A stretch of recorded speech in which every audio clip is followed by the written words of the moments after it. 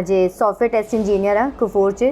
Last day मेरा कल हो चुका है 29 च एंड मेरा थ्रू आउट यो रहा है मैं टेस्टर ही सी इत्थे ते ओबवियसली स्टडी दा गैप सी ते आपां जिहड़ा नैक्सट लैवल हुंदा है मैनेजर दा ਉਹਦੇ ਵਾਸਤੇ ਜਿੱਦਾਂ ਸਾਨੂੰ ਪ੍ਰੋਜੈਕਟ ਮੈਨੇਜਮੈਂਟ ਦੀ ਲੋਡ ਹੁੰਦੀ ਹੈ ਇੱਕ like you can say that ਕਿ ਉਹ ਇੱਕ ਤੁਹਾਡਾ ਐਡ ਆਨ ਹੋ ਜਾਂਦਾ ਹੈ ਨੈਕਸਟ ਪੋਜੀਸ਼ਨ ਕੇ ਲਈ ਤੁਹਾਡੀ ਪ੍ਰੋਫਾਈਲ ਦੇ ਵਿੱਚ ਤੇ ਆਪਾਂ ਚੂਜ਼ ਜਿਹੜਾ ਮੈਮ ਨੇ ਚੂਜ਼ ਕੀਤਾ ਹੈ ਪ੍ਰੋਜੈਕਟ ਵੀ ਮੈਂ ਮੈਮ ਨੂੰ ਕਹਿਤਾ ਸੀ ਤੁਸੀਂ ਦੇਖਣਾ ਹੈ ਜੋ ਕਰਨਾ ਹੈ ਤੇ ਮੈਮ ਨੇ ਪ੍ਰੋਜੈਕਟ ਮੈਨੇਜਮੈਂਟ ਮੈਨੂੰ ਲੈ ਕੇ ਦਿੱਤਾ ਹੈ ਐਂਡ ਅਲਗੋਮਾ ਯੂਨੀਵਰਸਿਟੀ 'ਚ 2 ਇਅਰਸ ਪ੍ਰੋਗਰਾਮ ਹੈ ਐਂਡ 9000 ਕੈਡ ਦੀ ਆਪਾਂ ਫੀਸ ਦਿੱਤੀ ਹੈ ਪਲੱਸ 6000 ਬਰਜ਼ਰੀ ਅਕਾਊਂਟ ਵਿਚ ਇਜ਼ ਸਾਡੀ ਸਕੋਲਰਸ਼ਿਪ ਵਿਚ ਵਾਜ਼ ਜਿਹੜਾ ਕਿ ਬਿਲਕੁਲ ਹੀ ਇੰਪੋਸੀਬਲ ਸੀ ਉਹ ਕੰਮ ਹੋਇਆ ਤੇ ਮੈਂ ਸੀਰੀਅਸਲੀ ਟਰਸਟ ਦਿਖਾਇਆ ਮੈਂ ਮੇਰੀ ਮੰਮੀ ਨੇ ਔਰ ਬਾਕੀਆਂ ਦਾ ਕੋਈ ਮੈਨੂੰ ਨਹੀਂ ਬਟ ਮੈਂ ਮੇਰੀ ਮੰਮਾ ਤੇ ਭਰਾ ਨੇ ਤਿੰਨਾਂ ਨੇ ਟਰਸਟ ਦਿਖਾਇਆ ਕਿ ਜਦੋਂ ਮੈਮ ਹੋਊਗੀ ਠੀਕ ਫਾਈਲ ਆਪਾਂ ਇੱਥੋਂ ਹੀ ਲਾਉਣੀ ਆ ਕਿਤੇ ਆਪਾਂ ਹੋਰ ਜਾਣਾ ਹੀ ਨਹੀਂ ਕਿਸੇ ਹੋਰ ਨੂੰ ਕੋਈ ਨਹੀਂ ਕੰਸਲਟੈਂਟ ਦੀ ਜਦੋਂ ਆਪਾਂ ਗੱਲ ਕਰਦੇ ਹਾਂ ਭਾਵੇਂ ਦਿੱਲੀ ਹੋਏ ਭਾਵੇਂ ਪੰਜਾਬ ਹੋਏ ਕੰਸਲਟੈਂਟ ਭਰੇ ਪਏ ਆ ਤੁਹਾਨੂੰ ਲੁੱਟਣ ਲਈ ਵੀ ਕਹਿ ਲਓ ਤਾਂ ਬਹੁਤ ਪੈਸਾ ਵੀ ਲੈ ਲੈਣਗੇ ਕੰਮ ਵੀ ਨਹੀਂ ਹੋਗਾ ਤੇ ਆਪਾਂ ਉੱਥੇ ਦੇ ਉੱਥੇ ਰਹਿ ਜਾਂਦੇ ਹਾਂ ਕਿ ਸਾਰਿਆਂ ਦੇ ਮਾਈਂਡ ਵਿੱਚ ਇਹੋ ਰਿਹਾ ਸੀ ਕਿ 6 ਬੈਂਡ ਹੈ ਸਟੱਡੀਜ਼ ਵਿੱਚ ਗੈਪ ਵੀ ਹੈ ਤੇ ਗੱਲ ਬਣੂਗੀ ਨਹੀਂ ਬਣੂਗੀ ਐਂਡ ਜੈਨੂਅਲੀ ਮੈਂ ਇੱਕ ਹੋਰ ਕਿਸੇ ਨੂੰ ਮਿਲੀ ਸੀ ਜਿਹੜਾ ਫੈਮਿਲੀ ਨੇ ਜੇ ਬਾਕੀ ਸਾਰੇ ਵੀਜ਼ੇ ਜਿਨ੍ਹਾਂ ਤੋਂ ਲਵਾਏ ਸੀ ਉਹਨਾਂ ਕੋਲ ਗਈ ਸੀ ਤਾਂ ਉਹਨਾਂ ਨੇ ਸਿੱਧਾ ਮੈਨੂੰ ਇਹ ਕਹਿਤਾ ਕਿ ਤੈਨੂੰ ਆਈਲੈਟਸ ਦੁਬਾਰਾ ਦੇਣੀ ਪਏਗੀ ਤਾਂ ਮੈਂ ਉਹਨਾਂ ਨੂੰ ਕਿਹਾ ਸੀ ਮੈਂ ਕਿਹਾ ਮੈਮ ਮੈਂ ਆਈਲੈਟਸ ਦੁਬਾਰਾ ਨਹੀਂ ਹੁਣ ਦੇਣਾ ਜੇ ਇਹਦੇ ਵਿੱਚ ਕੁਝ ਹੋ ਸਕਦਾ ਹੈ ਤੇ ਦੱਸੋ ਤੇ ਉਹਨਾਂ ਨੇ ਜਵਾਬ ਦਿੱਤਾ ਸੀ ਜੇ ਨਹੀਂ ਸਾਨੂੰ 6.5 ਚਾਹੀਦਾ ਸਭ ਤੋਂ ਵੱਡੀ ਗੱਲ ਉਹੀ ਸੀ ਤੇ ਉਸ ਵੇਲੇ ਮੈਂ ਬੜੀ ਡੀਮੋਟੀਵੇਟ ਹੋਈ ਕਿ ਯਾਰ ਬੜੀ ਮਸਾਂ ਤੇ ਮੈਂ ਸੀਰੀਅਸਲੀ ਬੜੀ ਮਸਾਂ ਮੈਂ 6 ਲੈ ਕੇ ਆਈ ਹਾਂ ਜੌਬ ਕਰਦੀ ਤੇ ਮੇਰੇ ਲਈ ਇੱਕ ਬਹੁਤ ਵੱਡਾ ਟਾਰਗੇਟ ਸੀ ਇਹ ਤਾਂ ਆਪਾਂ ਘਰ ਆ ਗਏ ਸੀ ਤੇ ਮੈਂ ਮੰਮੀ ਨੂੰ ਕਿਹਾ ਸੀ ਮੈਂ ਕਿਹਾ ਮੈਂ ਮੈਮ ਨੂੰ ਰੀਚ ਜ਼ਰੂਰ ਕਰਨਾ ਇੱਕ ਵਾਰੀ ਜੇ ਮੈਮ ਕਹਿ ਦੂਗੀ ਨਹੀਂ ਸਿਮਰਨ ਤੇਰਾ ਕੁਛ ਨਹੀਂ ਬਣ ਸਕਦਾ ਤੇ ਫਿਰ ਮੈਂ ਮਤਲਬ ਆਈ ਵਾਜ਼ ਓਪਨ ਟੂ ਮੈਰਿਜ ਕਰਾ ਦੋ ਜਿੰਨਾ ਵੀ ਕਰਾਉਣੀ ਹੈ ਠੀਕ ਹੈ ਨਹੀਂ ਹੁੰਦਾ ਕੈਨੇਡਾ ਦੇ ਨਾ ਸਹੀ ਤੇ ਫਿਰ ਮੰਮੀ ਨੇ ਤਾਂ ਹੀ ਤੁਹਾਨੂੰ ਪੁੱਛਿਆ ਸੀ ਕੁਝ ਹੋ ਸਕਦਾ ਹੈ ਕਿ ਨਹੀਂ ਹੋ ਸਕਦਾ ਦੱਸੋ because we'll lose hope at that time ਤਾਂ ਅਸੀਂ ਇੱਕ ਗੱਲ ਇਹਨਾਂ ਨੂੰ ਸਾਫ਼ ਕਹੀ ਕਿ ਕੈਨੇਡਾ ਵਿੱਚ ਸਕਾਲਰਸ਼ਿਪ ਲੈਣਾ ਬਹੁਤ ਔਖਾ ਹੈ ਅਸੀਂ ਇਹ ਕਹਿ ਦਿੱਤਾ ਸੀ ਬਿਲਕੁਲ ਬਟ ਇਹ ਸਾਨੂੰ ਬਿਲਕੁਲ ਨਹੀਂ ਪਤਾ ਸੀ ਕਿ ਸਿਮਰਨ ਲਈ ਸਾਨੂੰ ਸਕਾਲਰਸ਼ਿਪ ਮਿਲੇਗੀ ਪਲੱਸ ਇਹ ਯੂਨੀਵਰਸਿਟੀ ਜਾਏਗੀ ਬਾਕੀ ਬੱਚੇ ਡਿਪਲੋਮਾ ਕਰਨ ਲਈ ਕਾਲਜ ਜਾਂਦੇ ਹੈ ਬਟ ਇਹ ਯੂਨੀਵਰਸਿਟੀ ਜਾ ਰਹੀ ਹੈ ਮੈਨੂੰ ਲੱਗਦਾ ਬਹੁਤ ਛੇਤੀ ਇਹਦਾ 2-4 ਦਿਨਾਂ 'ਚ ਹੀ ਆਫਰ ਆ ਗਿਆ ਸੀ ਹਾਂ ਬਿਲਕੁਲ ਵਿਦਿਨ 3 or 4 ਡੇਜ਼ ਆ ਗਿਆ ਸੀ 3-4 ਡੇਜ਼ ਦਾ ਆਫਰ ਆਇਆ ਉਹ ਤੋਂ ਪਹਿਲਾਂ ਦਾ ਆਫਰ ਆਉਣ ਤੋਂ ਪਹਿਲਾਂ ਦਾ ਇੱਕ ਸਿਸਟਮ ਹੁੰਦਾ ਹੈ ਤੁਹਾਡੇ LORs ਲਿਖਣੇ ਤੁਹਾਡੇ SOPs ਲਿਖਣੇ ਉਹਦੇ 'ਚ ਤੁਹਾਨੂੰ ਕੀ ਕਰਨਾ ਪਿਆ ਮੈਨੂੰ ਕੁਝ ਨਹੀਂ ਕਰਨਾ ਪਿਆ ਮੈਨੂੰ ਬਾਕੀ ਬਗਾਈ ਖੀਰੀ ਮਿਲੀ ਮੈਨੂੰ ਕੁਝ ਨਹੀਂ ਕਰਨਾ ਪਿਆ ਸਾਰਾ ਮੈਮ ਨੇ ਕੀਤਾ ਸੀ ਤੇ ਉਹ ਚੀਜ਼ ਵੀ ਮਤਲਬ ਪਲੱਸ ਪੁਆਇੰਟ ਸੀ ਮੈਨੂੰ ਮਤਲਬ ਉਹਦੇ ਵਿੱਚ ਮੇਰਾ ਸਿਰਫ ਇਨਪੁਟ ਇਹ ਸੀ ਕਿ ਮੈਂ ਕੀ ਕੀਤਾ ਹੈ ਕਿ ਕਿਹੜਾ ਕੋਰਸ ਕੀਤਾ ਹੈ ਕਿੱਦਾਂ ਬਾਕੀ ਜੌਬ ਕੀ ਕਰ ਰਹੀ ਹੈ ਸਿਰਫ ਆਈ ਜਸਟ ਮੈਂ ਸਿਰਫ ਮੈਮ ਨੂੰ ਸਾਰੇ ਡਾਕੂਮੈਂਟ ਪ੍ਰੋਵਾਈਡ ਕੀਤੇ ਹੈ ਬਾਕੀ ਜੋ ਵੀ ਕੀਤਾ ਮੈਮ ਨੇ ਕੀਤਾ ਹੈ ਮਤਲਬ ਮੈਨੂੰ ਬੋਦਰ ਨਹੀਂ ਹੋਣਾ ਪਿਆ ਕਿਸੇ ਗੱਲ ਐਂਡ ਇਸ ਪੂਰੇ ਪ੍ਰੋਸੈਸ ਵਿੱਚ ਜਿਸ ਤਰੀਕੇ ਨਾਲ ਇੰਨੇ ਰਿਜੈਕਸ਼ਨ ਆ ਰਹੇ ਸੀ ਕਿਵੇਂ ਲੱਗ ਰਿਹਾ ਸੀ ਮੈਨੂੰ ਤਾਂ ਇਵੇਂ ਲੱਗ ਰਿਹਾ ਸੀ ਜਿਵੇਂ ਚਮਤਕਾਰ ਹੀ ਹੁੰਦਿਆ ਹੈ ਮੇਰੇ ਨਾਲ ਕਿ ਸਭ ਕੁਝ 1 by 1 ਹੁੰਦਾ ਚਲਾ ਗਿਆ ਤੇ ਟੈਨਸ਼ਨ ਹੈਗੀ ਵੀ ਸੀ ਕਿ ਵੀ ਕਿੱਦਾਂ ਹੋਏਗਾ ਨਾ ਕਿ ਮਨ 'ਚ ਰਹਿੰਦਾ ਹੀ ਹੈ ਜਦੋਂ ਸਕੋਰ ਤੁਹਾਨੂੰ ਵੱਧ ਚਾਹੀਦਾ ਹੁੰਦਾ ਹੈ ਤੇ ਔਨ ਦਾ ਬਾਟਮ ਲਾਈਨ 'ਤੇ ਤੁਹਾਡਾ ਸਕੋਰ ਹੁੰਦਾ ਤੇ ਮੈਂ ਸਿਰਫ ਇਹ ਕਹਿੰਦੀ ਹਾਂ ਮੈਂ ਵਿਸ਼ਵਾਸ ਰੱਖਿਆ ਤੁਹਾਡੇ 'ਤੇ ਵੀ ਤੇ ਵਾਹਿਗੁਰੂ ਸਾਹਿਬ 'ਤੇ ਵੀ ਕਿ ਬਸ ਐਤਕੀ ਮੈਨੂੰ ਬੇੜਾ ਮੇਰਾ ਪਾਰ ਲਾਉਣਾ ਹੈ ਤੇ ਐਗਜ਼ਾਮਪਲ ਸ਼ੇਅਰ ਕਰਾਂਗੀ ਇੱਕ ਮੁੰਡਾ ਮੈਨੂੰ ਮਿਲਿਆ ਸੀ ਉਹਦੇ ਬੈਂਡ ਮੇਰੇ ਤੋਂ ਵੱਧ ਸੀ ਇਵਨ ਉਹਦੇ 7.5 ਸੀ ਮੈਨੂੰ ਇੰਨਾ ਪਤਾ ਹੈ ਸੇਮ ਡੇਟ 'ਤੇ ਉਹਨੇ ਫਾਈਲ ਲਾਂਚ ਕੀਤੀ ਸੇਮ ਯੂਨੀਵਰਸਿਟੀ 'ਚ ਫਾਈਲ ਲਾਂਚ ਕੀਤੀ ਐਵਰੀਥਿੰਗ ਸਾਡਾ ਸੇਮ ਹੀ ਸੀ ਬਟ ਉਹਨੇ ਡੈਫਰ ਕੀਤਾ 23 ਤਰੀਕ ਨੂੰ ਹਜੇ 23 ਅਗਸਤ ਨੂੰ ਉਹਨੂੰ ਨਹੀਂ ਆਇਆ ਵੀਜ਼ਾ ਤੇ ਮੈਨੂੰ 18 ਅਗਸਤ ਨੂੰ ਵੀਜ਼ਾ ਆ ਗਿਆ ਸੀ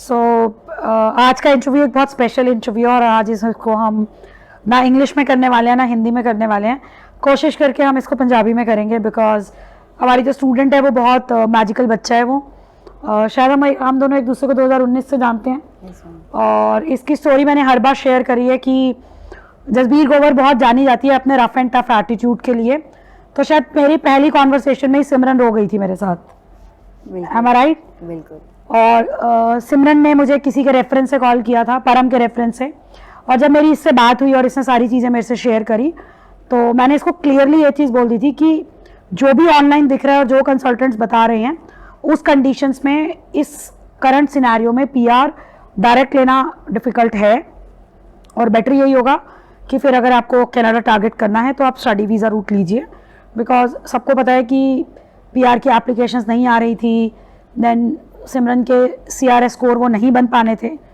सो दैट्स वाई वो जर्नी बहुत डिफ़िकल्ट थी सिमरन के लिए भी, जितना इसके पास वर्क प्रेशर था, IELTS की क्लासेस को मैचअप करना, कभी कर पाना कभी ना कर पाना, देन मोरल डाउन हो जाना, वो बहुत चीज़ें थी. But she kept on doing and then gradually Simran को एक क्लैरिटी था कि मुझे स्टडी वीज़ा से जाना होगा.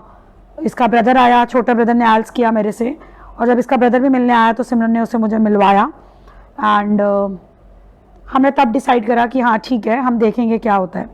And then all of a sudden she send me her score कि उसका IELTS का स्कोर आ गया है, बट इसका IELTS का स्कोर पूरे डॉट पे था 6 एंड ओवरऑल भी 6.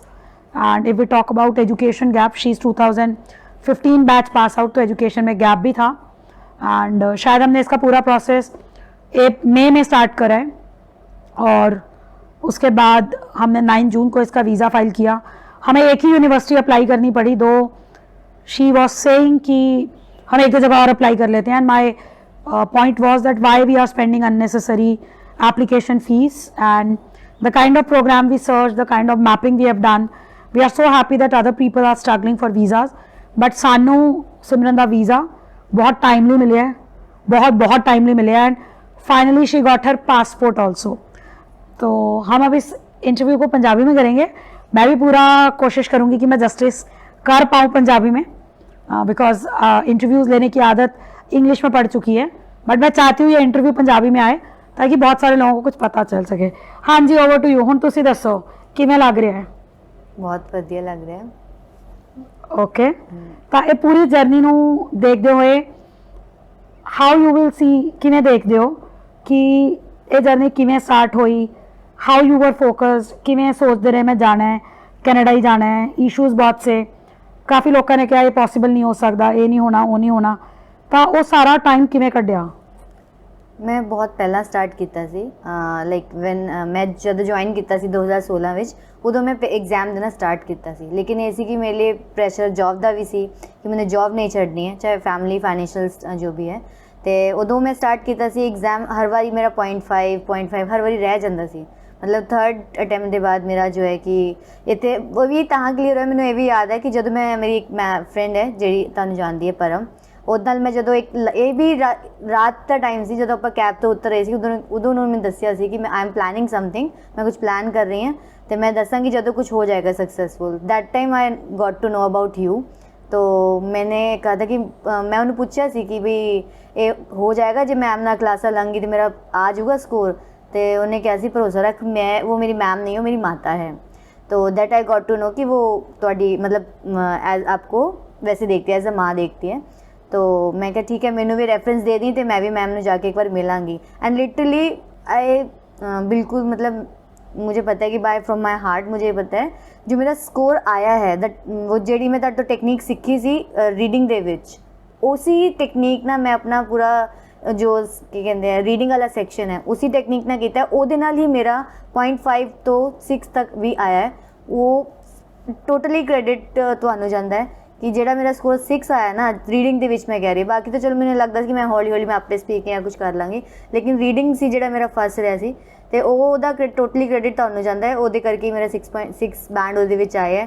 ਐਂਡ ਜਦੋਂ ਮੇਰਾ 6 ਆਇਆ ਸੀ, ਮੇਰੇ ਘਰੇ ਰੱਖਿਆ ਸੀ ਪਾਠ, ਵਾਹਿਗੁਰੂ ਦਾ ਬਾਬਾ ਜੀ ਦਾ ਪਾਠ ਰਖਾਇਆ ਸੀ ਆਪਣਾ, ਅਤੇ ਮੈਂ ਸਵੇਰੇ ਮੈਨੂੰ ਰਿਜ਼ਲਟ ਮਿਲਿਆ ਸੀ. ਤਾਂ I was feeling very blessed at that time, and thank you so much. Okay, ਤਾਂ ਇੱਥੇ ਇੱਕ ਹੋਰ ਗੱਲ ਵੀ ਹੈ ਜਿਹੜੀ ਇਹਨੇ ਕਹੀ ਕਿ ਰੀਡਿੰਗ ਦੀ ਟੈਕਨੀਕਸ ਕੰਮ ਆਈ, ਇਹਨੇ ਸਿੱਖਿਆ ਮੇਰੇ ਤੋਂ ਪਤਾ ਨਹੀਂ ਕਿਹੜੇ ਸਾਲ ਵਿੱਚ ਸੀ, ਬਟ ਉਹ ਟੈਕਨੀਕਸ ਇਹਨੇ ਫਾਈਨਲੀ ਜਿਗਰਾ ਰੱਖ ਕੇ ਫੇਰ ਦੁਬਾਰਾ ਐਗਜ਼ਾਮ ਦਿੱਤਾ 2022 ਵਿੱਚ. ਤਾਂ ਉਹ ਟੈਕਨੀਕਸ ਨੂੰ ਯਾਦ ਕਰਨਾ, ਕਿਉਂਕਿ ਮੈਂ ਹਮੇਸ਼ਾ ਕਹਿੰਦੀ ਹਾਂ ਜਦੋਂ ਵੀ ਬੱਚੇ ਪੰਜਾਬ ਦੇ, ਸਪੈਸ਼ਲੀ ਪੰਜਾਬ ਦੇ ਬੱਚੇ ਸਾਨੂੰ ਜਦ ਰੀਚ ਕਰਦੇ ਆ ਕਿਸੇ ਦੇ ਰੈਫਰੈਂਸ ਤੋਂ ਪੁੱਛਦੇ ਆ ਆਇਲਸ ਦਾ ਕੋਈ ਜੁਗਾੜ ਹੈ, ਮੈਂ ਹਰ ਵਾਰ ਕਹਿੰਦੀ ਹਾਂ ਜੁਗਾੜ ਲੈ ਕੇ ਉੱਥੇ ਪਹੁੰਚ ਜਾਓਗੇ, ਬਟ ਤੁਹਾਨੂੰ PR ਪਾਉਣ ਲਈ ਦੁਬਾਰਾ ਆਇਲਸ ਦੇਣਾ ਹੀ ਹੈ. ਤਾਂ ਮੈਂ ਹਮੇਸ਼ਾ ਇਹ ਗੱਲ ਕਹਿੰਦੀ ਹਾਂ ਕਿ ਜਦੋਂ ਵੀ ਆਇਲਸ ਪ੍ਰਿਪੇਅਰ ਕਰੋ, ਉਹਨੂੰ ਇਸ ਲੈਵਲ ਤੇ ਪ੍ਰਿਪੇਅਰ ਕਰੋ ਕਿ ਹਲੇ ਇੰਡੀਆ ਰਹਿ ਕੇ ਜਦ ਕੋਈ ਪ੍ਰੈਸ਼ਰ ਨਹੀਂ ਹੈ, ਇੱਥੇ ਆਪਣੀ ਤਿਆਰੀ ਉਸ ਲੈਵਲ ਤੇ ਕਰ ਲਓ, ਜੇ ਦੁਬਾਰਾ ਵੀ ਦੇਣੀ ਹੋਏ ਤਾਂ ਤੁਹਾਡਾ ਆਇਲਸ ਦਾ ਸਕੋਰ ਤੁਹਾਨੂੰ ਕਿਤੇ ਪਰੇਸ਼ਾਨੀ ਨਾ ਦੇ. ਕਿਉਂਕਿ ਮੈਨੂੰ ਬਹੁਤ ਸਾਰੇ ਸਟੂਡੈਂਟਸ ਨੇ ਉਧਰੋਂ ਜਾ ਕੇ ਵੀ ਫਿਰ ਰੀਚ ਕੀਤਾ ਸੀ ਕਿ ਸਾਨੂੰ ਆਇਲਸ ਦੁਬਾਰਾ ਦੇਣਾ ਹੈ. ਕਈਆਂ ਨੂੰ ਤਾਂ 8777 ਦੀ ਲੋੜ ਪੈ ਗਈ ਸੀ, ਉਹ ਸਾਰੇ ਪੈਰਾਮੀਟਰਸ ਨੂੰ ਦੇਖਦੇ ਹੋਏ। ਦੈਨ ਸੈਕੰਡਲੀ ਸਿਮਰਨ ਦੀ ਫੈਮਿਲੀ ਦੇ ਬਹੁਤ ਸਾਰੇ ਆਪਣੇ ਕਜ਼ਨਸ ਕੈਨੇਡਾ ਸੈਟਲ ਨੇ, ਉਹ ਸਾਰੇ ਦੇ ਸਾਰੇ ਸਟੱਡੀ ਵੀਜ਼ਾ ਰੂਟ ਤੋਂ ਹੀ ਗਏ ਸੀ। ਐਂਡ ਮੈਂ ਕੈਨੇਡਾ ਬਹੁਤ ਕਲੋਜ਼ ਰੈਫਰੈਂਸ ਦੇ ਸਟੂਡੈਂਟਸ ਦਾ ਹੀ ਕੰਮ ਕਰਦੀ ਹਾਂ, ਕਿਉਂਕਿ ਇੱਕ ਟਰਸਟ, ਇੱਕ ਪੇਸ਼ੈਂਸ ਐਂਡ ਦੈਨ ਅੰਡਰਸਟੈਂਡਿੰਗ ਕਿ ਅਸੀਂ ਕੀ ਕੰਮ ਕਰ ਰਹੇ ਹਾਂ, ਦੂਸਰੇ ਵਾਲਾ ਉਸ ਚੀਜ਼ ਨੂੰ ਸਮਝ ਪਾਏਗਾ, ਇਹ ਕੈਨੇਡਾ ਦਾ ਕੇਸ ਵਿੱਚ ਬਹੁਤ ਰਿਕੁਆਇਰਡ ਹੈ। ਅਨਲਾਈਕ ਕਿ ਤੁਸੀਂ ਕੁਝ ਵੀ ਕਰਕੇ ਕਰ ਦਿਓ, ਜੇ ਕਲਾਇੰਟ ਤੁਹਾਨੂੰ ਕਹਿ ਰਿਹਾ ਹੈ ਤੁਸੀਂ ਕਰ ਦੋਗੇ ਜਾਂ ਏਜੰਟ ਤੁਹਾਨੂੰ ਕਹਿ ਰਿਹਾ ਤੁਸੀਂ ਕਰ ਦੋਗੇ, ਤਾਂ ਆਈ ਬਿਲੀਵ ਉੱਥੇ ਇੱਕ ਕਾਮਨ ਅੰਡਰਸਟੈਂਡਿੰਗ ਹੋਣਾ ਬਹੁਤ ਜ਼ਰੂਰੀ ਹੈ। ਇਸੇ ਕਰਕੇ ਅਸੀਂ ਕੈਨੇਡਾ ਇੰਨੀ ਛੇਤੀ ਕਿਸੇ ਲਈ ਹਾਂ ਨਹੀਂ ਕਰੀਦਾ, ਜੇ ਕਰੀਦਾ ਹੈ ਫਿਰ ਕੰਮ ਪੂਰਾ ਕਰੀਦਾ ਹੈ। ਤਾਂ ਉਸੇ ਚੀਜ਼ ਨੂੰ ਮੱਦੇਨਜ਼ਰ ਰੱਖਦੇ ਹੋਏ ਜਦ ਇਹ ਮੇਰੇ ਕੋਲ ਆਈ ਤਾਂ ਇਹਨੇ ਮੈਨੂੰ ਸਵੇਰੇ ਮੈਸੇਜ ਭੇਜਿਆ ਕਿ ਮੇਰਾ ਇੱਕ ਗੁੱਡ ਨਿਊਜ਼ ਹੈ, ਤਾਂ ਮੈਂ ਕੁਝ ਹੋਰ ਹੀ ਗੁੱਡ ਨਿਊਜ਼ ਸੋਚੀ, ਪਰ ਇਹਨੇ ਸਕੋਰ ਭੇਜਿਆ ਨੇ ਕਿ ਮੈਂ ਮਿਲਣ ਕਦ ਆਵਾਂ। ਤਾਂ then she came with her father. ਮੈਂ ਉਸ ਟਾਈਮ ਪਹਿਲੀ ਵਾਰ ਇਸ ਸਾਲ 2019 ਤੋਂ ਲੈ ਕੇ ਉਸ ਦਿਨ ਮੈਂ ਫਸਟ ਟਾਈਮ ਸਿਮਰਨ ਨੂੰ ਇਹਦੇ ਫਾਦਰ ਨਾਲ ਮਿਲੀ ਐਂਡ ਇਹਦੇ ਫਾਦਰ ਇੱਥੇ ਬੈਠੇ ਸੀ, ਇਹਦੀ ਮਦਰ ਦਾ ਫੋਨ ਸੀ, ਤਾਂ ਉਹਨਾਂ ਨੇ ਇੱਕੋ ਚੀਜ਼ ਪੁੱਛੀ, ਕੁਝ ਹੋ ਸਕਦਾ ਹੈ? ਤਾਂ ਉਹਨਾਂ ਨੇ ਇਹ ਕੀ ਪੁੱਛਿਆ ਸੀ ਕਿ ਕੁਝ ਹੋ ਸਕਦਾ ਹੈ। ਉਹ ਇਸ ਕਰਕੇ ਉਹਨੂੰ ਪੁੱਛਿਆ ਸੀ ਕਿਉਂਕਿ ਸਾਰਿਆਂ ਦੇ ਮਾਈਂਡ ਵਿੱਚ ਇਹੋ ਰਿਹਾ ਸੀ ਕਿ 6 ਬੈਂਡ ਹੈ, ਸਟੱਡੀਜ਼ ਵਿੱਚ ਗੈਪ ਵੀ ਹੈ ਤੇ ਗੱਲ ਬਣੂਗੀ ਨਹੀਂ ਬਣੂਗੀ। ਐਂਡ ਜਨਰਲੀ ਮੈਂ ਇੱਕ ਹੋਰ ਕਿਸੇ ਨੂੰ ਮਿਲੀ ਸੀ ਜਿਹੜਾ ਫੈਮਿਲੀ ਨੇ ਜੇ ਬਾਕੀ ਸਾਰੇ ਵੀਜ਼ੇ ਜਿਨ੍ਹਾਂ ਤੋਂ ਲਵਾਏ ਸੀ ਉਹਨਾਂ ਕੋਲ ਗਈ ਸੀ, ਤਾਂ ਉਹਨਾਂ ਨੇ ਸਿੱਧਾ ਮੈਨੂੰ ਇਹ ਕਹਿਤਾ ਕਿ ਤੈਨੂੰ ਆਈਲੈਟਸ ਦੁਬਾਰਾ ਦੇਣੀ ਪਏਗੀ। ਤਾਂ ਮੈਂ ਉਹਨਾਂ ਨੂੰ ਕਿਹਾ ਸੀ, ਮੈਂ ਕਿਹਾ ਮੈਮ ਮੈਂ ਆਈਲੈਟਸ ਦੁਬਾਰਾ ਨਹੀਂ ਹੁਣ ਦੇਣਾ, ਜੇ ਇਹਦੇ ਵਿੱਚ ਕੁਝ ਹੋ ਸਕਦਾ ਹੈ ਤੇ ਦੱਸੋ। ਤੇ ਉਹਨਾਂ ਨੇ ਜਵਾਬ ਦਿੱਤਾ ਸੀ ਜੇ ਨਹੀਂ ਸਾਨੂੰ 6.5 ਚਾਹੀਦਾ ਹੈ। ਸਭ ਤੋਂ ਵੱਡੀ ਗੱਲ ਉਹੀ ਸੀ। ਤੇ ਉਸ ਵੇਲੇ ਮੈਂ ਬੜੀ ਡੀਮੋਟੀਵੇਟ ਹੋਈ ਕਿ ਯਾਰ ਬੜੀ ਮਸਾਂ ਤੇ ਮੈਂ ਸੀਰੀਅਸਲੀ ਬੜੀ ਮਸਾਂ ਮੈਂ 6 ਲੈ ਕੇ ਆਈ ਹਾਂ ਜੋਬ ਕਰਦੀ ਤੇ ਮੇਰੇ ਲਈ ਇੱਕ ਬਹੁਤ ਵੱਡਾ ਟਾਰਗੇਟ ਸੀ ਇਹ। ਤਾਂ ਆਪਾਂ ਘਰ ਆ ਗਏ ਸੀ ਤੇ ਮੈਂ ਮੰਮੀ ਨੂੰ ਕਿਹਾ ਸੀ, ਮੈਂ ਕਿਹਾ ਮੈਂ ਮੈਮ ਨੂੰ ਰੀਚ ਜ਼ਰੂਰ ਕਰਨਾ ਇੱਕ ਵਾਰੀ, ਜੇ ਮੈਮ ਕਹਿ ਦੂਗੀ ਨਹੀਂ ਸਿਮਰਨ ਤੇਰਾ ਕੁਛ ਨਹੀਂ ਬਣ ਸਕਦਾ ਤੇ ਫਿਰ ਮੈਂ ਮਤਲਬ ਆਈ ਵਾਜ਼ ਓਪਨ ਟੂ ਮੈਰਿਜ, ਕਰਾ ਦੋ ਜਿੰਨਾ ਵੀ ਕਰਾਉਣੀ ਹੈ, ਠੀਕ ਹੈ, ਨਹੀਂ ਹੁੰਦਾ ਕੈਨੇਡਾ ਦੇ ਨਾ ਸਹੀ। ਤੇ ਫਿਰ ਮੰਮੀ ਨੇ ਤਾਂ ਹੀ ਤੁਹਾਨੂੰ ਪੁੱਛਿਆ ਸੀ ਕੁਝ ਹੋ ਸਕਦਾ ਹੈ ਕਿ ਨਹੀਂ ਹੋ ਸਕਦਾ ਦੱਸੋ, because we'll lose hope at that time. Okay, ਤਾਂ ਕਹਿਣ ਦਾ ਮਤਲਬ ਇਹ ਹੈ ਕਿ ਕੈਨੇਡਾ ਲਈ ਆਈਡਲ ਸਕੋਰ ਜਿਹੜਾ ਹੈ ਉਹ 6.5 ਹੈ ਓਵਰਆਲ। ਫੋਰਚੂਨੇਟਲੀ ਸਿਮਰਨ ਦਾ ਸਕੋਰ 666 ਈਚ ਵੀ 6 ਸੀ, 4 ਮੋਡਿਊਲ ਵਿੱਚ ਓਵਰਆਲ ਵੀ 6 ਸੀ। ਤਾਂ ਕਿਵੇਂ ਦੱਸਣਾ ਚਾਹੋਗੇ ਪੂਰੇ ਪ੍ਰੋਸੈਸ ਨੂੰ ਜਦੋਂ ਤੁਸੀਂ ਸਾਡੇ ਨਾਲ ਕੀਤਾ? ਐਂਡ ਸਿਮਰਨ ਆਪਣੇ ਫਾਦਰ ਨਾਲ ਆਈ ਤਾਂ ਅਸੀਂ ਉਹਨਾਂ ਨੂੰ ਇਹ ਕਿਹਾ ਕਿ UK ਅਸੀਂ ਬਹੁਤ ਸਟਰੋਂਗਲੀ ਵਰਕ ਕਰਦੇ ਹਾਂ, ਸਕਾਲਰਸ਼ਿਪ ਲੈ ਸਕਦੇ ਹਾਂ, ਸਾਨੂੰ ਇਹ ਪਤਾ ਹੈ ਕਿ ਕਿਹੜੀ ਯੂਨੀਵਰਸਿਟੀ ਤੋਂ ਕਿਹੜੀ ਸਕਾਲਰਸ਼ਿਪ ਈਜ਼ੀਲੀ ਆ ਸਕਦੀ ਹੈ, ਕਿਹੜੀ ਯੂਨੀਵਰਸਿਟੀ ਨਹੀਂ ਦੇਗੀ। ਤਾਂ ਅਸੀਂ ਇੱਕ ਗੱਲ ਇਹਨਾਂ ਨੂੰ ਸਾਫ਼ ਕਹੀ ਕਿ ਕੈਨੇਡਾ ਵਿੱਚ ਸਕਾਲਰਸ਼ਿਪ ਲੈਣਾ ਬਹੁਤ ਔਖਾ ਹੈ, ਅਸੀਂ ਇਹ ਕਹਿ ਦਿੱਤਾ ਸੀ। ਬਿਲਕੁਲ, ਬਟ ਇਹ ਸਾਨੂੰ ਬਿਲਕੁਲ ਨਹੀਂ ਪਤਾ ਸੀ ਕਿ ਸਿਮਰਨ ਲਈ ਸਾਨੂੰ ਸਕਾਲਰਸ਼ਿਪ ਮਿਲੇਗੀ, ਪਲੱਸ ਇਹ ਯੂਨੀਵਰਸਿਟੀ ਜਾਏਗੀ, ਬਾਕੀ ਬੱਚੇ ਡਿਪਲੋਮਾ ਕਰਨ ਲਈ ਕਾਲਜ ਜਾਂਦੇ ਹੈ, ਬਟ ਇਹ ਯੂਨੀਵਰਸਿਟੀ ਜਾ ਰਹੀ ਹੈ। ਮੈਨੂੰ ਲੱਗਦਾ ਬਹੁਤ ਛੇਤੀ ਇਹਦਾ 2-4 ਦਿਨਾਂ 'ਚ ਹੀ ਆਫਰ ਆ ਗਿਆ ਸੀ। ਹਾਂ ਬਿਲਕੁਲ, ਵਿਦਿਨ 3 or 4 ਡੇਜ਼ ਆ ਗਿਆ ਸੀ। 3-4 ਡੇਜ਼ ਦਾ ਆਫਰ ਆਇਆ। ਉਹ ਤੋਂ ਪਹਿਲਾਂ ਦਾ ਆਫਰ ਆਉਣ ਤੋਂ ਪਹਿਲਾਂ ਦਾ ਇੱਕ ਸਿਸਟਮ ਹੁੰਦਾ ਹੈ, ਤੁਹਾਡੇ LORs ਲਿਖਣੇ, ਤੁਹਾਡੇ SOPs ਲਿਖਣੇ, ਉਹਦੇ 'ਚ ਤੁਹਾਨੂੰ ਕੀ ਕਰਨਾ ਪਿਆ? ਮੈਨੂੰ ਕੁਛ ਨਹੀਂ ਕਰਨਾ ਪਿਆ ਮੈਨੂੰ ਬਾਕੀ ਬਗਾਈ ਖੀਰੀ ਮਿਲੀ, ਮੈਨੂੰ ਕੁਛ ਨਹੀਂ ਕਰਨਾ ਪਿਆ, ਸਾਰਾ ਮੈਮ ਨੇ ਕੀਤਾ ਸੀ।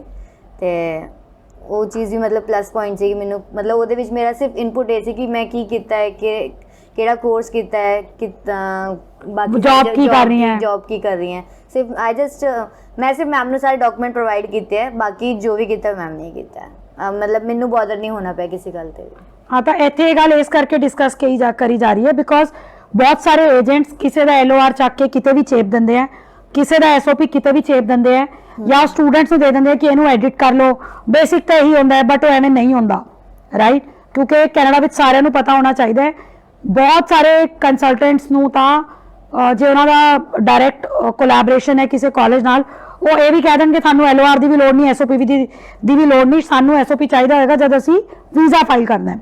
ਪਰ ਮੈਨੂੰ ਹਮੇਸ਼ਾ ਇਹ ਚੀਜ਼ ਪੰਜਾਬੀ ਵਿੱਚ ਇਸੇ ਕਰਕੇ ਅਸੀਂ ਇੰਟਰਵਿਊ ਨੂੰ ਕਹਿ ਰਹੇ ਹਾਂ ਕਿ ਪਲੀਜ਼ ਅੰਡਰਸਟੈਂਡ, ਆਫਰ ਆਣਾ ਬਹੁਤ ਈਜ਼ੀ ਕਾਲ ਹੈ ਕੈਨੇਡਾ ਤੋਂ, ਵੀਜ਼ਾ ਲੈਣਾ ਸਭ ਤੋਂ ਔਖੀ ਕਾਲ ਹੈ। Agreed, clear? ਕਿਉਂਕਿ ਵੀਜ਼ਾ ਆਫਿਸਰ ਨੇ ਉਹ ਸਾਰੇ ਡਾਕੂਮੈਂਟਸ ਦੇਖਣੇ ਹੈ। ਫਿਰ ਉਸ ਕੇਸ ਵਿੱਚ ਜਦੋਂ ਤੁਸੀਂ ਸਟੱਡੀ ਵੀਜ਼ਾ ਜਾ ਰਹੇ ਹੋ, ਫਿਰ ਵੀਜ਼ਾ ਆਫਿਸਰ ਕਿਉਂ ਤੁਹਾਡਾ ਲੈਟਰ ਆਫ ਰਿਕਮੈਂਡੇਸ਼ਨ ਨਹੀਂ ਦੇਖਣਾ ਚਾਹੇਗਾ ਜੇ ਤੁਸੀਂ ਜੈਨੂਇਨਲੀ ਵਰਕ ਕਰ ਰਹੇ ਹੋ? ਕਿਉਂ ਵੀਜ਼ਾ ਆਫਿਸਰ ਤੁਹਾਡਾ LOR ਅਕੈਡਮਿਕਲੀ ਨਹੀਂ ਦੇਖਣਾ ਚਾਹੇਗਾ ਜਦ ਤੁਸੀਂ ਸਟੱਡੀ ਓਵਰਸੀਜ਼ ਲਈ ਜਾ ਰਹੇ ਹੋ?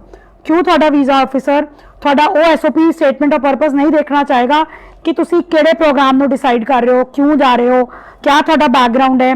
ਨਾਲੇ ਉਹ SOP ਵੀ ਉਹੀ ਹੋ ਸਕਦਾ ਹੈ ਕਨੈਕਟਿੰਗ ਦ ਡਾਟਸ, ਤੁਸੀਂ ਕੀ ਪੜ੍ਹਿਆ ਹੈ, ਤੁਸੀਂ ਕੀ ਕੰਮ ਕਰ ਰਹੇ ਹੋ, ਤੁਸੀਂ ਕੀ ਕਰਨ ਜਾ ਰਹੇ ਹੋ। ਇਹ ਚੀਜ਼ ਸਾਡੇ ਕੋਲ ਬਹੁਤ ਰਿਫਿਊਜ਼ਲਸ ਆਏ ਨੇ ਜਦ ਅਸੀਂ ਉਹਨਾਂ ਦੇ ਬੱਚਿਆਂ ਦੇ ਡਾਕੂਮੈਂਟਸ ਮੰਗੀਦੇ ਹੈ। ਅੱਧੇ ਤੋਂ ਜ਼ਿਆਦਾ ਬੱਚੇ ਆਪਣੇ SOPs LORs ਸਾਨੂੰ ਨਹੀਂ ਪ੍ਰੋਵਾਈਡ ਕਰਾ ਪਾਉਂਦੇ, ਕਹਿੰਦੇ ਏਜੰਟ ਕੋਲ ਹੈ। ਐਟ ਦ ਸੇਮ ਟਾਈਮ ਕਈ ਬੱਚਿਆਂ ਨੇ ਜਦੋਂ ਪ੍ਰੋਵਾਈਡ ਵੀ ਕਰਾਇਆ ਤਾਂ ਦੇਖ ਕੇ ਸਮਝ ਆ ਰਿਹਾ ਸੀ ਕਿ ਉਹਨਾਂ ਨੇ ਸਿਰਫ ਇੱਕ ਕਾਪੀ ਪੇਸਟ ਕੰਮ ਕਰਿਆ, ਕਿਉਂਕਿ ਉਹ ਪ੍ਰੋਗਰਾਮਸ ਵੀ ਉਵੇਂ ਦੇ ਲੱਭਦੇ ਨੇ ਜਿਹੜੇ ਕਿ ਕਿਤੇ ਮਿਸਮੈਚ ਹੈ ਜਾਂ ਈਜ਼ੀਐਸਟ ਪ੍ਰੋਗਰਾਮ ਹੈ। ਉਹਨਾਂ ਦੀ ਡੈਪਥ ਵਿੱਚ ਜਾਏ ਬਿਨਾ ਉਹ ਕੋਈ ਵੀ ਪ੍ਰੋਗਰਾਮ, ਕਿਉਂਕਿ they can get easily offer, ਉਹ ਕਰ ਦਿੰਦੇ ਆ। ਬਟ ਨਾਓ ਇੱਥੇ ਇੱਕ ਬਹੁਤ ਬੜੀ ਅੰਡਰਸਟੈਂਡਿੰਗ ਹੈ ਕਿ 3-4 ਦਿਨਾਂ ਤੱਕ ਸਿਮਰਨ ਕੋਲ ਇਹਦਾ ਆਫਰ ਸੀ ਔਰ ਉਹ ਆਫਰ ਬਿਨਾ LOR ਨਹੀਂ ਆਇਆ, ਉਹ ਆਫਰ ਬਿਨਾ SOP ਨਹੀਂ ਆਇਆ। ਸਿਮਰਨ ਨੇ ਜਿੰਨੀ ਫਾਸਟੈਸਟ ਕੰਮ ਕੀਤਾ ਹੈ, ਲਾਈਕ ਅੱਧੀ ਰਾਤ ਨੂੰ ਅਸੀਂ ਇਹਨੂੰ ਮੈਸੇਜ ਭੇਜਦੇ ਸੀ ਕਿ ਫਲਾਣੇ ਟੀਮ ਲੀਡ ਤੋਂ ਸਾਨੂੰ LOR ਚਾਹੀਦਾ ਹੈ, ਇਹ ਲੈਂਗੁਏਜ ਹੈ, ਤੁਸੀਂ ਇਹ ਲੈ ਕੇ ਦਿਓ, ਤਾਂ ਉਹਨੇ ਵੀ ਉਨੀ ਉਹ ਕੰਮ ਦਿਖਾਇਆ। ਬਟ ਸਾਨੂੰ ਇਹ ਪਤਾ ਸੀ ਕਿ ਜੇ ਇਹਨੇ ਸੈਪਟੈਂਬਰ ਇਨਟੇਕ ਜਾਣਾ ਹੈ ਤਾਂ ਹਰ ਇੱਕ ਦਿਨ ਇੰਪੋਰਟੈਂਟ ਹੈ, ਤਾਂ 3-4 ਦਿਨ ਵਿੱਚ ਅਸੀਂ ਲੱਗ ਕੇ ਇਹਦੇ SOPs LORs at least for university purpose ਅਸੀਂ ਕੰਪਲੀਟ ਕਰਤਿਆ ਸੀ। And I believe 9th of June ਨੂੰ ਅਸੀਂ ਸਿਮਰਨ ਦਾ ਵੀਜ਼ਾ ਫਾਈਲ ਕਰ ਲਿਆ ਸੀ, ਠੀਕ ਹੈ ਨਾ। ਐਂਡ ਇਸ ਪੂਰੇ ਪ੍ਰੋਸੈਸ ਵਿੱਚ ਜਿਸ ਤਰੀਕੇ ਨਾਲ ਇੰਨੇ ਰਿਜੈਕਸ਼ਨ ਆ ਰਹੇ ਸੀ, ਕਿਵੇਂ ਲੱਗ ਰਿਹਾ ਸੀ? ਮੈਨੂੰ ਤਾਂ ਇਵੇਂ ਲੱਗ ਰਿਹਾ ਸੀ ਜਿਵੇਂ ਚਮਤਕਾਰ ਹੀ ਹੁੰਦਿਆ ਹੈ ਮੇਰੇ ਨਾਲ, ਕਿ ਸਭ ਕੁਝ 1 by 1 ਹੁੰਦਾ ਚਲਾ ਗਿਆ। ਤੇ ਟੈਨਸ਼ਨ ਹੈਗੀ ਵੀ ਸੀ ਕਿ ਵੀ ਕਿੱਦਾਂ ਹੋਏਗਾ ਨਾ, ਕਿ ਮਨ 'ਚ ਰਹਿੰਦਾ ਹੀ ਹੈ ਜਦੋਂ ਸਕੋਰ ਤੁਹਾਨੂੰ ਵੱਧ ਚਾਹੀਦਾ ਹੁੰਦਾ ਹੈ ਤੇ ਔਨ ਦਾ ਬਾਟਮ ਲਾਈਨ 'ਤੇ ਤੁਹਾਡਾ ਸਕੋਰ ਹੁੰਦਾ ਹੈ।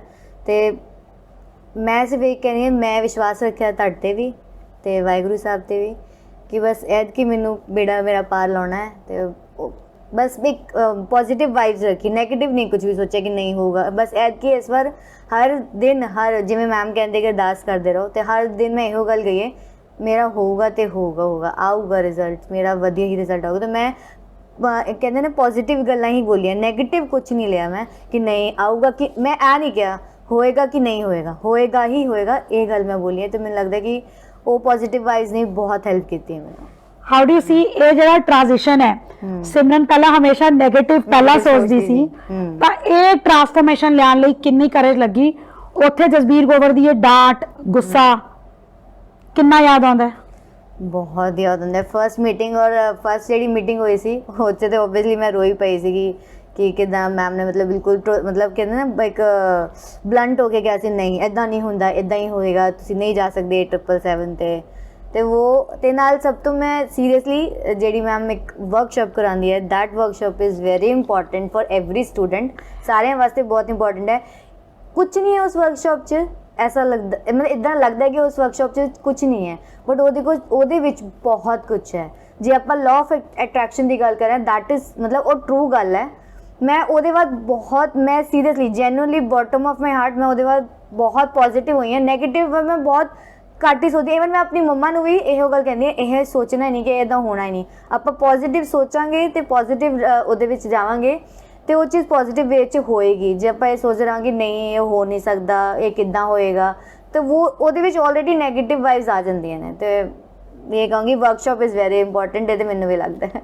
ਮਤਲਬ ਮੇਰੇ ਨਾਲ ਤਾਂ ਹੋਈ ਇਹ ਚੀਜ਼ਾਂ, ਤੇ ਮੈਂ ਉਹ ਚੀਜ਼ 'ਤੇ ਬਿਲੀਵ ਕਰ ਸਕਦੀ ਕਿ ਜਿੱਥੇ ਮੇਰੇ ਨਾਲ ਜਸਟ ਐਗਜ਼ਾਮਪਲ ਸ਼ੇਅਰ ਕਰਾਂਗੀ। ਇੱਕ ਮੁੰਡਾ ਮੈਨੂੰ ਮਿਲਿਆ ਸੀ, ਉਹਦੇ ਬੈਂਡ ਮੇਰੇ ਤੋਂ ਵੱਧ ਸੀ, ਈਵਨ ਉਹਦੇ 7.5 ਸੀ, ਮੈਨੂੰ ਇੰਨਾ ਪਤਾ ਹੈ। ਸੇਮ ਡੇਟ 'ਤੇ ਉਹਨੇ ਫਾਈਲ ਲਾਂਚ ਕੀਤੀ, ਸੇਮ ਯੂਨੀਵਰਸਿਟੀ 'ਚ ਫਾਈਲ ਲਾਂਚ ਕੀਤੀ, ਐਵਰੀਥਿੰਗ ਸਾਡਾ ਸੇਮ ਹੀ ਸੀ। ਬਟ ਉਹਨੇ ਡੈਫਰ ਕੀਤਾ 23 ਤਰੀਕ ਨੂੰ, ਹਜੇ 23 ਅਗਸਤ ਨੂੰ ਉਹਨੂੰ ਨਹੀਂ ਆਇਆ ਵੀਜ਼ਾ, ਤੇ ਮੈਨੂੰ 18 ਅਗਸਤ ਨੂੰ ਵੀਜ਼ਾ ਆ ਗਿਆ ਸੀ। ਤੇ ਮਤਲਬ ਮੈਂ ਕਹਿੰਦੀ ਹਾਂ ਕਿ ਹਾਂ, ਜੇ ਆਪਾਂ ਆਪਣੇ ਵਾਹਿਗੁਰੂ ਨੂੰ ਕਹਿ ਲਓ, ਐਂਜਲਸ ਨੇ ਕਹਿ ਲਓ, ਜੇ ਆਪਾਂ ਉਹਨਾਂ ਨੂੰ ਕਾਲ ਕਰੀਦਾ ਤੇ ਡੈਫੀਨੇਟਲੀ ਸਾਡੀਆਂ ਗੱਲਾਂ ਹੁੰਦੀਆਂ ਨੇ।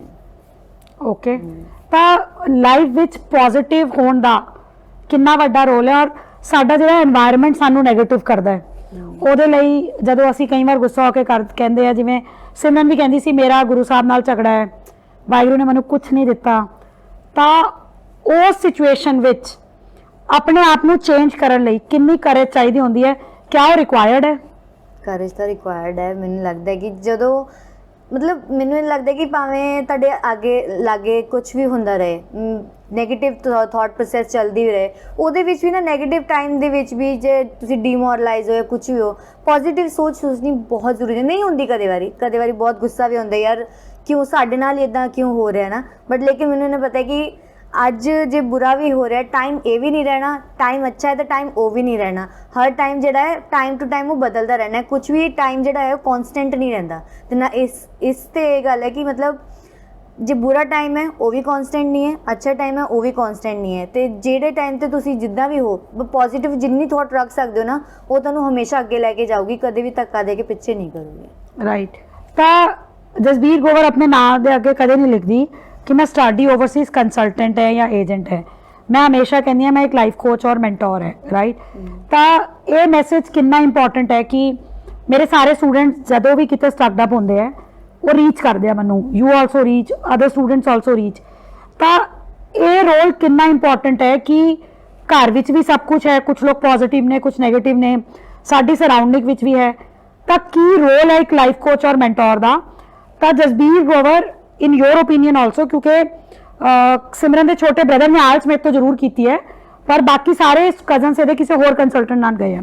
ਤਾਂ ਹਾਊ ਡੂ ਯੂ ਸੀ ਕਿ ਇੱਕ ਸਟੱਡੀ ਓਵਰਸੀਜ਼ ਜਾਂ ਡ੍ਰੀਮ ਓਵਰਸੀਜ਼ ਟਰਨ ਯੋਰ ਡ੍ਰੀਮਸ ਇਨਟੂ ਰਿਐਲਿਟੀ, ਜਿਹੜੀ ਤੁਹਾਨੂੰ ਫਰੇਮ ਵੀ ਦਿੱਤਾ, ਉਹਨੂੰ ਸੋਚਦੇ ਹੋਏ how do you C it is important and different ਕਿ ਲਾਈਫ ਕੋਚ ਹੋਣਾ, ਮੈਂਟੋਰ ਹੋਣਾ, ਜਿਵੇਂ ਤੂੰ ਕਿਹਾ ਕਿ ਨੈਗੇਟਿਵ ਹੁੰਦਾ ਫਿਰ ਅਸੀਂ ਪੋਜ਼ਿਟਿਵ ਹੋਣਾ ਹੈ, ਕੀ ਰੋਲ ਹੈ ਇਹ ਸਾਰੀਆਂ ਚੀਜ਼ਾਂ ਦਾ ਜਿਹੜੀ ਕਿ ਅੱਜ ਬਹੁਤ ਸਾਰੇ ਲੋਕ ਨਹੀਂ ਸਮਝ ਪਾ ਰਹੇ ਕਿਧਰੋਂ ਲੈਣਾ ਹੈ ਅਸੀਂ?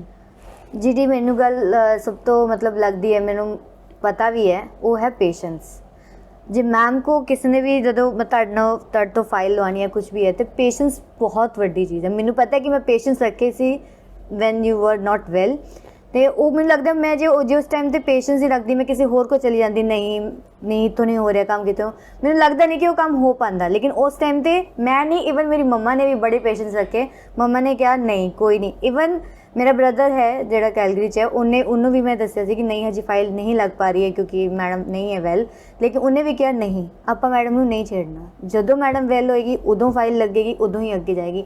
ਤੇ ਮੈਂ ਸੀਰੀਅਸਲੀ ਟਰਸਟ ਦਿਖਾਇਆ, ਮੈਂ, ਮੇਰੀ ਮੰਮੀ ਨੇ, ਔਰ ਬਾਕੀਆਂ ਦਾ ਕੋਈ ਮੈਨੂੰ ਨਹੀਂ, ਬਟ ਮੈਂ, ਮੇਰੀ ਮੰਮਾ ਤੇ ਭਰਾ ਨੇ, ਤਿੰਨਾਂ ਨੇ ਟਰਸਟ ਦਿਖਾਇਆ ਕਿ ਜਦੋਂ ਮੈਮ ਹੋਗੀ ਠੀਕ, ਫਾਈਲ ਆਪਾਂ ਇੱਥੋਂ ਹੀ ਲਾਉਣੀ ਆ, ਕਿਤੇ ਆਪਾਂ ਹੋਰ ਜਾਣਾ ਹੀ ਨਹੀਂ, ਕਿਸੇ ਹੋਰ ਨੂੰ ਪੁੱਛਣੀ। ਕੰਸਲਟੈਂਟ ਦੀ ਜਦੋਂ ਆਪਾਂ ਗੱਲ ਕਰਦੇ ਹਾਂ, ਭਾਵੇਂ ਦਿੱਲੀ ਹੋਏ ਭਾਵੇਂ ਪੰਜਾਬ ਹੋਏ, ਕੰਸਲਟੈਂਟ ਭਰੇ ਪਏ ਆ, ਤੁਹਾਨੂੰ ਲੁੱਟਣ ਲਈ ਵੀ ਕਹਿ ਲਓ, ਤਾਂ ਬਹੁਤ ਪੈਸਾ ਵੀ ਲੈ ਲੈਣਗੇ, ਕੰਮ ਵੀ ਨਹੀਂ ਹੋਗਾ, ਤੇ ਆਪਾਂ ਉੱਥੇ ਤੇ ਉੱਥੇ ਰਹਿ ਜਾਂਦੇ ਹਾਂ। ਮੁਝੇ ਤੇ ਲਾਈਫ ਕੋਚ ਦੀ ਜੇ ਆਪਾਂ ਗੱਲ ਕਰੀਏ, ਬਹੁਤ ਸਾਰੀਆਂ ਚੀਜ਼ਾਂ ਹੁੰਦੀਆਂ ਜਿਹੜੀਆਂ ਆਪਾਂ ਆਪਣੇ ਪੇਰੈਂਟਸ ਨਾਲ ਨਹੀਂ ਸ਼ੇਅਰ ਕਰ ਸਕਦੇ। ਇੱਕ ਮੈਂਟੋਰ, ਇੱਕ ਲਾਈਫ ਕੋਚ ਉਹ ਬੰਦਾ ਹੈ ਜਿਹੜਾ ਤੁਹਾਨੂੰ ਤੁਹਾਡੀ ਕਹਿੰਦੇ ਨਾ ਛੋਟੀ ਤੋਂ ਛੋਟੀ ਗੱਲ ਵੀ ਉਹ ਆਪਣੀ ਬਣ ਕੇ ਸੁਣੇਗਾ, ਇਹ ਤੁਹਾਨੂੰ ਜੱਜ ਨਹੀਂ ਕਰੇਗਾ। ਤੇ ਮੈਨੂੰ ਲੱਗਦਾ ਉਹ ਚੀਜ਼ ਮੈਂ ਅਬਜ਼ਰਵ ਕੀਤੀ ਹੈ ਇੱਥੇ, ਤੇ ਆਪਾਂ ਓਪਨਲੀ ਗੱਲ ਕਰ ਸਕਦੇ ਹਾਂ ਇੱਕ ਲਾਈਫ ਮੈਂਟੋਰ ਐਂਡ ਕੋਚ ਨਾਲ। ਤਾਂ I am blessed for that. Okay, ਹੁਣ ਕਿਸ ਦਿਨ ਜਾ ਰਹੇ ਹੋ ਤੁਸੀਂ? ਵੀਜ਼ਾ ਆ ਗਿਆ ਹੱਥ ਵਿੱਚ? 4 ਸਤੰਬਰ। 4 ਸਤੰਬਰ ਫਾਈਨਲੀ। ਕਿਹੜਾ ਪ੍ਰੋਗਰਾਮ ਜਾ ਰਹੇ ਹੋ, ਕਿਹੜੀ ਯੂਨੀਵਰਸਿਟੀ ਜਾ ਰਹੇ ਹੋ, ਕਿੰਨੀ ਸਕਾਲਰਸ਼ਿਪ ਮਿਲੀ ਹੈ, ਉਸ ਪ੍ਰੋਗਰਾਮ ਬਾਰੇ ਕੀ ਦੱਸਣਾ ਚਾਹੋਗੇ? ਅਸੀਂ ਪ੍ਰੋਗਰਾਮ ਮੈਪਿੰਗ ਕਿਵੇਂ ਕਰੀ and what do you do, ਕਰਦੇ ਕਿਉਂ ਇੱਥੇ? ਓਕੇ, तो currently I am working as मैं अजे सॉफ्टवेयर टेस्ट इंजीनियर हाँ कुफोर च।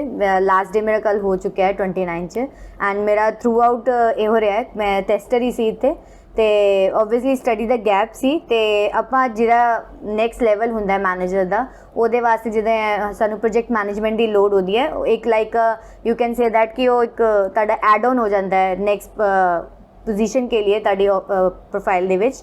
ਤੇ ਆਪਾਂ ਚੂਜ਼ ਜਿਹੜਾ ਮੈਮ ਨੇ ਚੂਜ਼ ਕੀਤਾ ਹੈ ਪ੍ਰੋਜੈਕਟ ਵੀ, ਮੈਂ ਮੈਮ ਨੂੰ ਕਹਿਤਾ ਸੀ ਤੁਸੀਂ ਦੇਖਣਾ ਜੋ ਕਰਨਾ ਹੈ, ਤੇ ਮੈਮ ਨੇ ਪ੍ਰੋਜੈਕਟ ਮੈਨੇਜਮੈਂਟ ਮੈਨੂੰ ਲੈ ਕੇ ਦਿੱਤਾ ਹੈ। ਐਂਡ ਅਲਗੋਮਾ ਯੂਨੀਵਰਸਿਟੀ 'ਚ 2 ਇਅਰਸ ਪ੍ਰੋਗਰਾਮ ਹੈ, ਐਂਡ 9000 CAD ਦੀ ਆਪਾਂ ਫੀਸ ਦਿੱਤੀ ਹੈ, ਪਲੱਸ 6000 ਬਰਜ਼ਰੀ ਅਕਾਊਂਟ ਵਿਚ ਇਜ਼ ਸਾਡੀ ਸਕਾਲਰਸ਼ਿਪ ਵਿਚ ਵਾਜ਼ ਜਿਹੜਾ ਕਿ ਬਿਲਕੁਲ ਹੀ ਇੰਪੋਸੀਬਲ ਸੀ, ਉਹ ਕੰਮ ਹੋਇਆ। ਤੇ ਬਸ ਠੀਕ ਹੈ। ਤਾਂ ਸਿਮਰਨ ਦਾ ਬੇਸਿਕਲੀ ਪ੍ਰੋਫਾਈਲ ਇਹ ਹੈ, she is an engineer, she is a BTech girl, and she worked with the good organizations, and ਇਹ ਚੰਗੀ ਗੱਲ ਹੈ ਪੰਜਾਬੀ ਚ ਇਸ ਕਰਕੇ ਕਰਿਆ ਕਿ ਅਸੀਂ ਪੰਜਾਬ ਜਾਈਦਾ ਹੈ, ਬਹੁਤ ਸਾਰੇ ਲੋਕ ਸਾਨੂੰ ਰੀਚ ਕਰਦੇ ਆ, ਬਟ ਅਸੀਂ ਜਦੋਂ ਹੀ ਇੱਕ ਗੱਲ ਸੁਣੀ ਦੀ ਹੈ ਕੈਨੇਡਾ, ਅਸੀਂ ਰਿਸਟ੍ਰਿਕਟ ਕਰ ਲਈਦਾ ਆਪਣੇ ਆਪ ਨੂੰ, ਬਿਕੋਜ਼ ਜਦੋਂ ਅਸੀਂ ਉਹਨਾਂ ਦੀਆਂ ਗੱਲਾਂ ਸੁਣਦੇ ਹਾਂ ਤਾਂ ਸਾਨੂੰ ਬਹੁਤ ਸਾਰੇ ਮਿਸਿੰਗ ਲਿੰਕਸ ਮਿਲਦੇ ਆ। ਐਂਡ ਦੈਨ ਵੀ ਰਿਅਲਾਈਜ਼, ਜਿਹੜੀ ਪਹਿਲੇ ਵਾਲੇ ਇੰਟਰਵਿਊ 'ਚ ਵੀ ਕੁਝ ਬੱਚਿਆਂ ਨੇ ਕਹੀ ਹੈ ਕਿ 99% ਏਜੰਟ ਕੁਝ ਹੋਰ ਕਹਿੰਦੇ ਆ, ਜਦ ਅਸੀਂ ਗੱਲ ਕਰਨੀ ਉਹ ਬਿਲਕੁਲ 1% ਡਿਫਰੈਂਟ ਹੁੰਦੀ ਹੈ। ਤਾਂ ਕਈ ਵਾਰ ਉਹ ਟਰਸਟ ਫੈਕਟਰ ਹੈ, ਤਾਂ ਜਦੋਂ ਟਰਸਟ ਫੈਕਟਰ ਹੀ ਬਿਲਡ ਨਹੀਂ ਹੈ ਕਿ ਜੇ ਤੁਸੀਂ ਸੁਣੋਗੇ ਨਹੀਂ ਤਾਂ ਰਿਜ਼ਲਟ ਆਉਣਾ ਬਹੁਤ ਮੁਸ਼ਕਿਲ ਹੈ। ਐਂਡ ਵੀ ਅਸੀਂ ਸਾਰਿਆਂ ਨੂੰ ਕਹਿੰਦੇ ਆ ਕਿ ਅਰਦਾਸ ਕਰਿਆ ਕਰੋ, ਇਹਨੂੰ ਵੀ ਕਹਿੰਦੇ ਸੀ ਭਰੋਸਾ ਰੱਖੋ, ਸਾਡੇ ਸਾਰੇ ਕੰਮ ਗੁਰੂ ਸਾਹਿਬ ਕਰਦੇ ਆ, ਸੰਤਾਂ ਕੇ ਕਾਰਜ ਆਪ ਖਲੋਇਆ, ਜੇ ਨੀਅਤ ਸੱਚੀ ਹੋਏ ਗੁਰੂ ਸਾਹਿਬ ਜ਼ਰੂਰ ਹੱਥ ਦਿੰਦੇ ਆ। ਬਾਕੀ ਆਲ ਦਾ ਬੈਸਟ ਹੈ, ਮੇਰੇ Thank you. ਬਹੁਤ ਵੱਡੇ ਡ੍ਰੀਮਸ ਨੇ ਕਿ ਇਹ ਬਹੁਤ ਅੱਛਾ ਕਰੇ ਉੱਥੇ, ਇਹਦੇ ਔਰ ਇਹਦੀ ਮਦਰ ਦੇ ਬਹੁਤ ਬਿਗ ਡ੍ਰੀਮਸ ਸੀ ਇਹ, and finally she is achieving it. Thank you so much. Thank you so much, ma'am.